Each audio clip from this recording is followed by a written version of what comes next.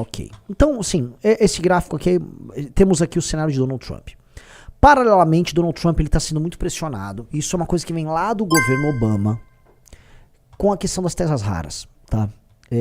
Desculpa, eu tenho que fazer um preâmbulo, mas esse preâmbulo é importante.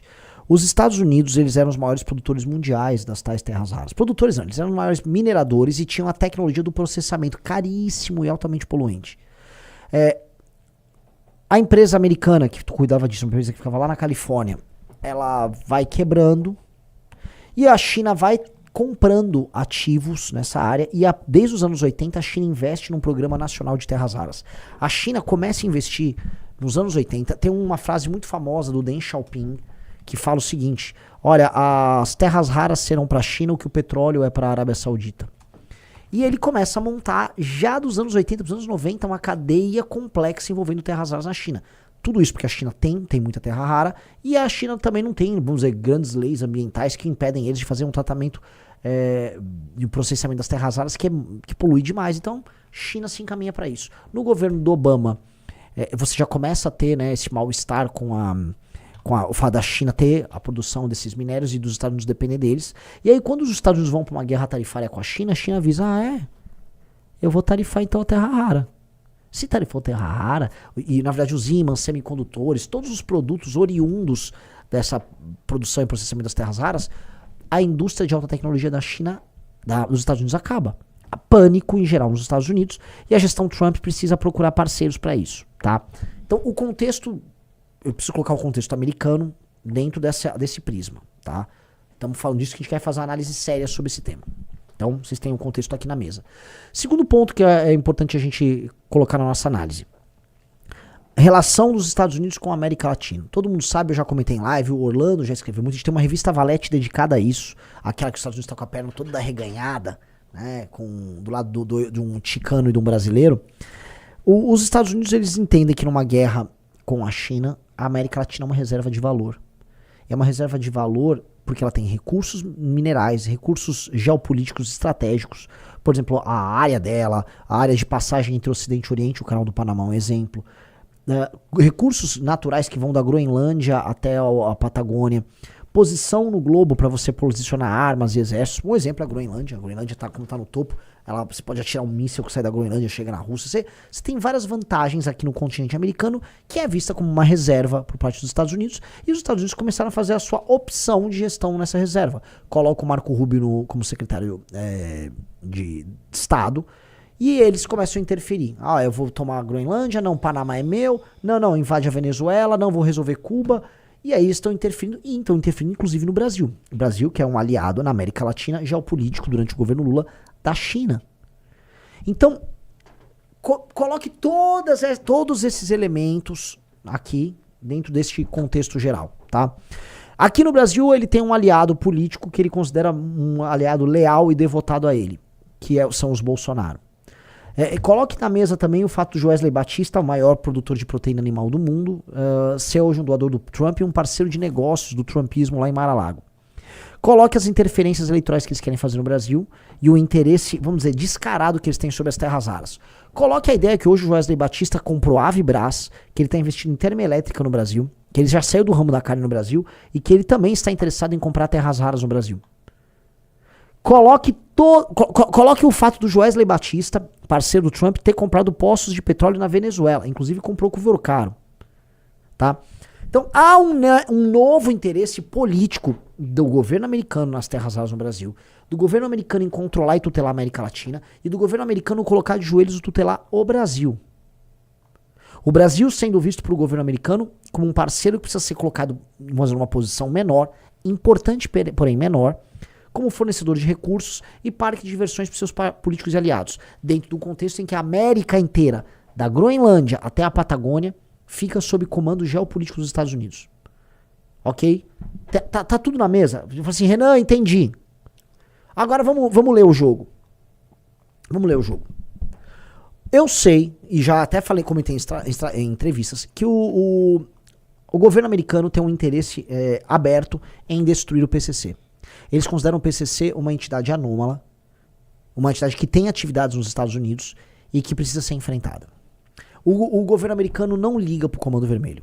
tá? O governo americano liga pro PCC. Isso eu tenho informações pessoais. Eu sei disso, já conversei com americanos importantes, gente de governo, que coloca uma preocupação bem especial no PCC. Eu sei desse elemento, tá? E do outro lado, eu também sei que o Donald Trump está numa relação, num jogo complicado, mas positivo com o Lula. Tá? Então há um jogo complicado, entretanto positivo, com o Luiz Inácio Lula da Silva, em que o Lula é um parceiro que cede, mas que joga junto, que se pressiona, e o Lula pode ceder e intenciona ceder nas terras raras. O Lula não é mais aquele parceiro preferencial da China aqui. Na verdade, nem a China mais vê o Brasil nesse cenário. Então o Lula, ele tá tendo que jogar o jogo dos Estados Unidos. Então não é que o Trump tenha assim um grave problema com o Lula. Lógico que ele gostaria de ver um agente ainda mais submisso que o Lula ocupando a presidência do Brasil. Agora, que seria o Flávio. O governo Trump adoraria ver o Flávio, porque o Flávio seria basicamente um puxa-saco dele comandando a segunda nação mais importante do continente inteiro. Capite? O Lula é submisso, porque tem que ser em alguma medida, porque o Brasil é um país frágil. O Brasil ele não fez nada de lição de casa em termos de soberania. O Lula é uma piada. O Flávio é literalmente um enviado do governo Trump para administrar o Brasil. Vou repetir, o Flávio é um enviado do governo Trump para administrar o Brasil. O Flávio representa o que há de pior na política do Rio de Janeiro, somado ao interesse do governo Trump aqui. Não há nada mais entreguista do que colocar Flávio Bolsonaro na presidência da República. Ok? O Flávio só é candidato, eu já cantei essa bola em outubro ou novembro, porque o Joesley Batista assim o decidiu com o Lula e com o Trump. Lá no fim do ano passado, tira o Tarcísio, é bom pro Lula que não seja o Tarcísio, bota o Flávio perde pro Lula. O Flávio mantém a aliança e a boa relação que ele tem com a família Trump e deixa o Lula ganhar. Todo mundo saía ganhando com esse acordo e todo mundo saiu ganhando com esse acordo. O Flávio Bolsonaro, nesse sentido, seria um títere dele. Então o Trump tem uma relação dúbia. Dúbia. A relação pra eles, eu vou colocar aqui, é dúbia. Então o Trump, ele solta ali, né? Vou transformar o PCC, o Comando Vermelho, em entidades terroristas e não sei o quê. E terroristas internacionais, porque isso tem um efeito em solo americano também. Aí o Lula vai lá e se adapta. Vamos ter que fazer acordo de cooperação com a CIA, papapi, papapá. O ministro da Fazenda do Lula já falando em cooperação com o governo americano e tal. E aí o Flávio vai e tira uma foto, né? E aí eles fazem, né? Vamos colocar aqui um joguinho de cena muito bacana. A fotinho tava ali pro Flávio, mas é uma fotinho cada vez mais constrangida. E aqui é um outro ponto que eu queria colocar pra vocês. Formalmente, o presidente da República americano, o Trump, não pode declarar apoio ao Flávio. Aquela foto foi uma bela de uma forçação de barra. Porque do ponto de vista diplomático, aquilo seria um incidente diplomático se fosse tratado como uma declaração de apoio. Tanto que o governo Lula e a imprensa entram em contato com o governo americano e o governo americano deixa muito claro, deixa expresso que o Flávio não teve nenhum tipo de atuação nesse caso. Ok, capite, todo mundo compreendeu? E aí, na semana seguinte, vem essa taxação. Essa taxação é resultado do estudo que o governo americano fez lá da briga do ano passado, tal, e ela é colocada novamente na mesa. E aí os interesses americanos são colocados novamente na mesa. Eles estão falando que coisas que vão do Pix à pirataria, do interesse das Big Tech americanas diante do Xandão, até taxação de produtos americanos aqui no Brasil. Aquilo lá representa um reposicionamento dos Estados Unidos nesse jogo, mas representa um alívio para o Lula. O Lula, ano passado, ele aumentou a popularidade dele mediante a taxação oriunda do Donald Trump. O Lula, quando colocou, o meu país está sendo taxado, está sendo alvo dessa injustiça, não sei o quê, o Lula aumentou a popularidade. E eu preciso lembrar para vocês que na cabeça do Lula e do Sidônio e da equipe dele, ganhar a eleição significa flutuar entre 3%. O Lula precisa virar 3% dos eleitores que estão antipetistas para o lado dele para fazer um voto útil nele no cenário contra o Flávio, que aí ele ganha a eleição. É pouco. E esse tipo de aceno em que o Lula está enfrentando o imperialismo e tal, é bom pro Lula. Pro Trump é bom também que mostra que ele está posicionando as relações comerciais dele com o Brasil em novos termos. E eventualmente, do ponto de vista material, saindo de qualquer jogo de cena, posiciona ambos para fazer um acordo sobre terras raras. Ok? Então o cenário é um cenário, como eu posso colocar, complexo, que as pessoas não estão entendendo por completo. mas que teve um pequeno benefício pro Flávio na semana passada, um respiro.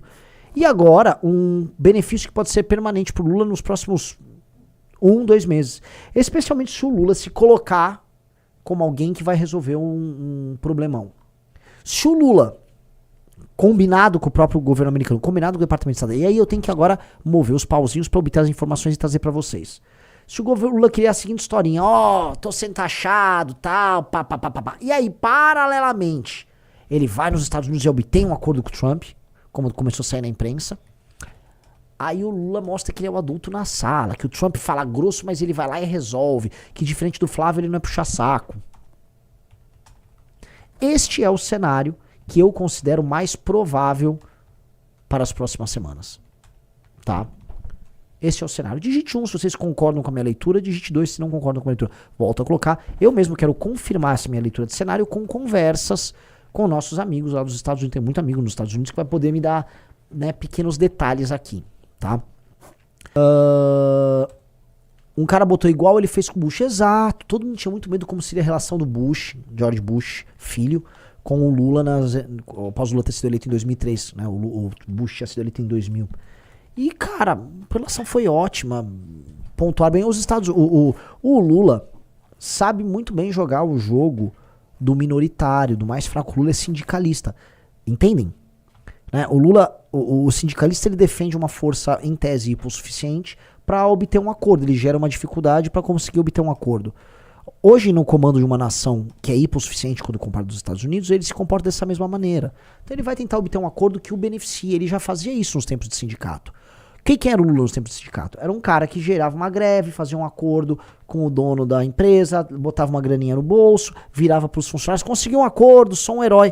E jogo que segue. Ele se beneficiava. O que o Lula está fazendo agora, como presidente da República, é a mesmíssima coisa que ele fazia em idos de 78, 79, quando ele era